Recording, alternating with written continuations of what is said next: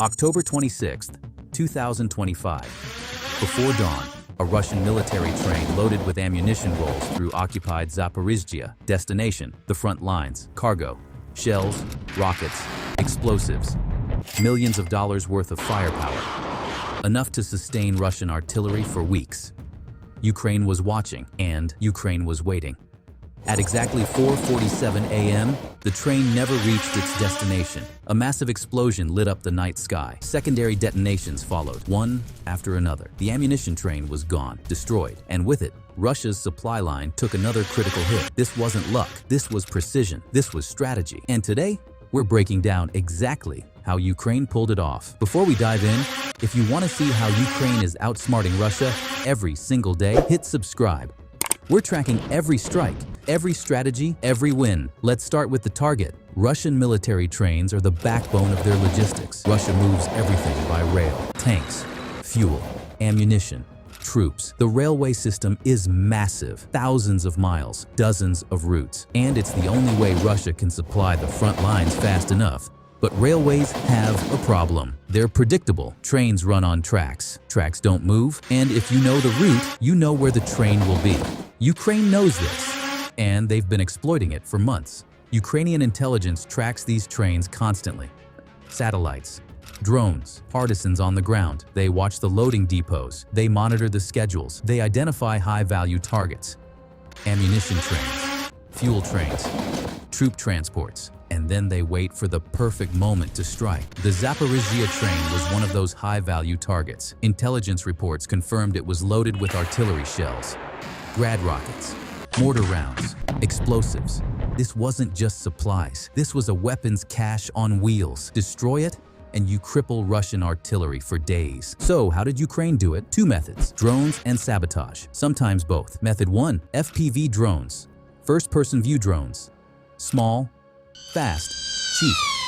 Ukraine has been using them to devastating effect. These drones carry explosives. They're piloted remotely by operators who can see exactly where they're going, and they're nearly impossible to stop. An FPV drone can fly low, under radar, through trees, along roads. It follows the terrain. By the time Russian forces see it, it's too late. The drone hits. The explosives detonate. And if the target is an ammunition train, the secondary explosions do the rest.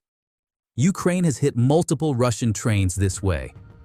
In July 2025, Ukrainian drones struck a fuel train 140 kilometers behind the front lines. The train was destroyed. The fuel depot next to it caught fire.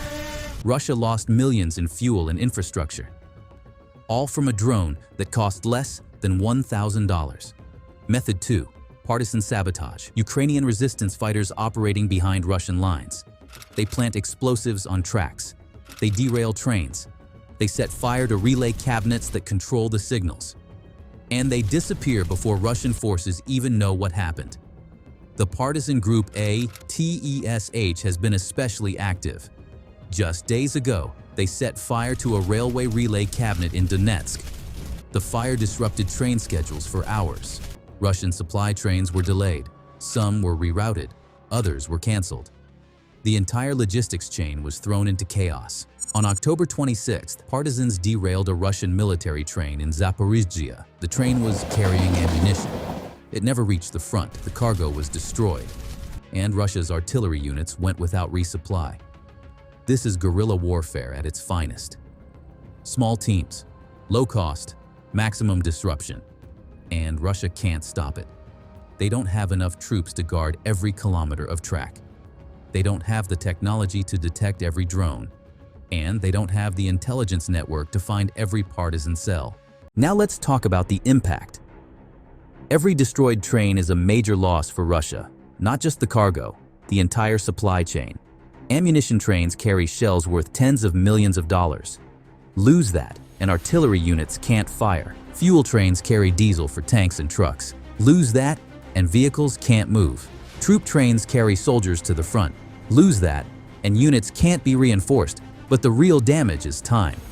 Russia can replace the cargo, eventually, but it takes weeks, maybe months. And during that time, Russian forces on the front are weaker. They have less ammunition, less fuel, less support, and Ukraine exploits that weakness. The Zaporizhzhia train was carrying enough ammunition to supply Russian artillery for 2 weeks. Now that ammunition is gone, Russian units in that sector will have to ration shells, fire less, conserve what they have, and that gives Ukraine an advantage. This is asymmetric warfare. Ukraine doesn't have to match Russia shell for shell. They just have to disrupt Russia's ability to deliver those shells. And they're doing it, one train at a time. Let's look at the numbers.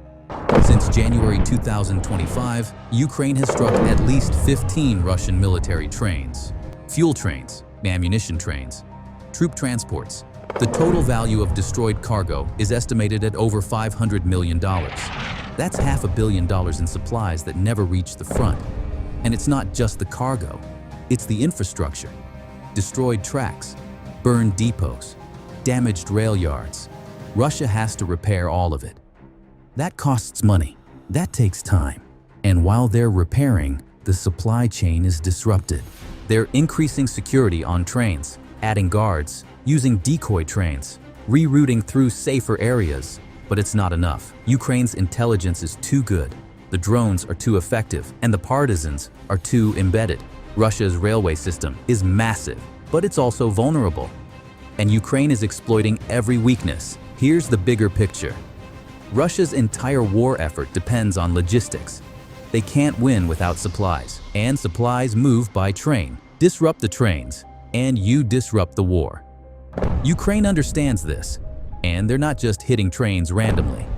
They're targeting the most critical shipments: ammunition before major offensives, fuel before tank movements, troops before reinforcements arrive.